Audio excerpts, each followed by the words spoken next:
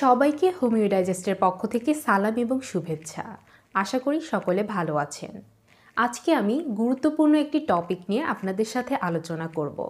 Classical homeopathy কী এবং classical homeopathy কেমন, রোগীগণ কিভাবে বুঝতে পারবেন যে তারা ক্লাসিক্যাল হোমিওপ্যাথি নিচ্ছেন এবং অন্যান্য হোমিওপ্যাথির সাথে ক্লাসিক্যাল হোমিওপ্যাথির পার্থক্যটা কোথায় ইত্যাদি রকমের প্রশ্ন আমাদের কাছে অনেকেই করে থাকেন। আজকে এই প্রশ্নগুলোর বিষয়ে কথা বলবো।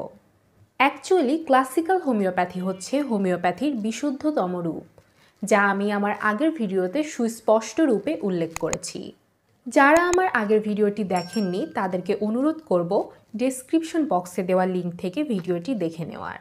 তাহলে এই পর্বটি বুঝতে আপনাদের জন্য আরও বেশি সুবিধা হবে। আমাদের সমাজে সচরাচর যেরকমভাবে চিকিৎসা নিতে দেখা যায় তা হলো একজন মানুষ অ্যালোপ্যাথিক চিকিৎসকের কাছে গিয়ে বলেন, আমার অ্যাপেন্ডিসাইটিস হয়েছে, আমার হেপাটাইটিস হয়েছে, আমার অ্যাবডোমিনাল কলিক হয়েছে, আমার মাইগ্রেন হয়েছে, আমার দাঁতে ব্যথা হয়েছে ইত্যাদি রকমের সমস্যা। অর্থাৎ তার একটা শারীরিক প্রবলেম হয়েছে বলে তিনি চিকিৎসকের কাছ থেকে একটা ওষুধ নিয়ে নেন। আবার কেউ কেউ ওষুধের ফার্মাসিতে গিয়ে বলে, আমার জ্বর এসেছে, আমাকে প্যারাসিটামল নাপা দেন। আবার বলে, আমার আমাশয় হয়েছে, আমাকে একটা ওষুধ দেন। তখন একজন ফার্মাসিস্ট তাকে একটা ওষুধ ধরিয়ে দেন। একই ঘটনা আমরা আমাদের অসংখ্য হোমিওপ্যাথিক ডাক্তার এবং ফার্মাসিতে দেখতে পাই।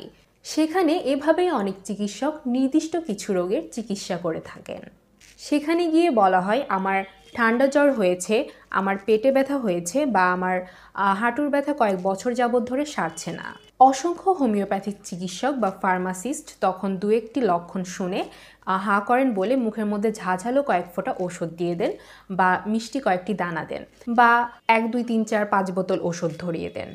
মূলত আমরা সবাই এই চেহারার সাথেই পরিচিত, কিন্তু ক্লাসিক্যাল হোমিওপ্যাথি বা প্রকৃত ধারার হোমিওপ্যাথির স্বরূপটি মোটেও এমন নয়।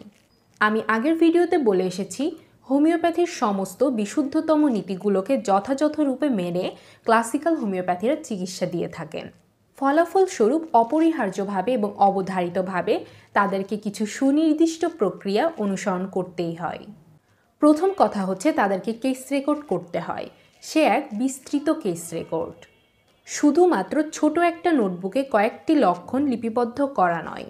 কেন করতে হয় সেটা? কারণ হচ্ছে হোমিওপ্যাথির সমস্ত মূলনীতির মধ্যে অন্যতম একটি নীতি হলো সদৃশ্য বিধান। অর্থাৎ রোগীর দেহে যে লক্ষণগুলো রয়েছে তার সদৃশ লক্ষণযুক্ত ঔষধ বা ওই লক্ষণ কোন কোন ঔষধে রয়েছে সেই লক্ষণযুক্ত ঔষধ রোগীকে প্রদান করতে হবে। এই জন্য রোগীকে বিশদভাবে জানতে হয়, তাও শুধুমাত্র তার শারীরিক লক্ষণগুলোকে নয়, তার মানসিক, তার আবেগের অবস্থা, তার খাবারের স্টেটটাকে জানতে হয়। তার শরীরের সমস্ত তথ্য চিকিৎসকের প্রয়োজন পড়ে। এছাড়াও বংশরোগের প্রাদুর্ভাব, রোগের কারণ, রোগের বিস্তৃতি অর্থাৎ প্যাথোলজি এবং সমস্ত পরীক্ষা নিরীক্ষার কাগজপত্র, এই সমস্ত কিছুই চিকিৎসকের প্রয়োজন পড়ে। ক্ষেত্র বিশেষে তার আত্মীয় স্বজনের কাছ থেকেও তথ্য নিয়ে বিস্তৃত কেস রেকর্ড করতে হয়। পৃথিবী জুড়ে থাকা সমস্ত ক্লাসিক্যাল হোমিওপ্যাথ এই কেস রেকর্ডটি করে থাকেন, কারণ এটাই হচ্ছে সমস্ত প্রিন্সিপালসগুলোকে প্রয়োগ করার মূল চাবিকাঠি। এরপর স্বভাবতই একজন হোমিওপ্যাথ সদৃশ হোমিওপ্যাথিক ওষুধটি খুঁজে বের করার জন্য প্রচুর স্টাডি করে থাকেন। রোগীর লক্ষণগুলোকে অ্যানালাইসিস করেন এবং যাচাই বাছাই করেন। কিছু পদ্ধতি রয়েছে ঔষধ নির্বাচনের জন্য, যেমন রেপাটাইজেশন পদ্ধতি ব্যবহার করেন এবং সেই সাথে একজন হোমিওপ্যাথের কাছে রোগী যে কোনো রোগ নিয়ে আসুক না কেন, রোগীর ব্যক্তি স্বতন্ত্রতাকে অবশ্যই খুঁজে বের করতে হয়। আর এই কাজটি করার জন্য সেই কেস রেকর্ডে থাকা তথ্যগুলোকে বিভিন্ন আঙ্গিক থেকে বিচার বিশ্লেষণ করতেই হয়। এর পরের ধাপে রোগীর জন্য ওষুধ নির্বাচন করতে হয়। রোগ যে কয়টাই থাকুক না কেন এবং রোগ যত বড়ই হোক না কেন, একজন ক্লাসিক্যাল হোমিওপ্যাথ একক ঔষধই প্রয়োগ করেন। মিশ্র ঔষধ, মাদার টিংচার, মলম, প্যাটেন্ট ইত্যাদি এই ধরনের কোনো কিছুই তারা কখনো ব্যবহার করেন না। হতে পারে পোটেন্সি কম বেশি দিচ্ছেন, বিভিন্ন স্কেল ব্যবহার করছেন, কিন্তু তারা একক ঔষধই প্রয়োগ করেন।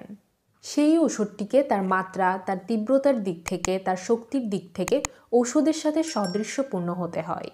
সেখানেও রোগের লক্ষণ চিকিৎসককে পথ প্রদর্শন করে।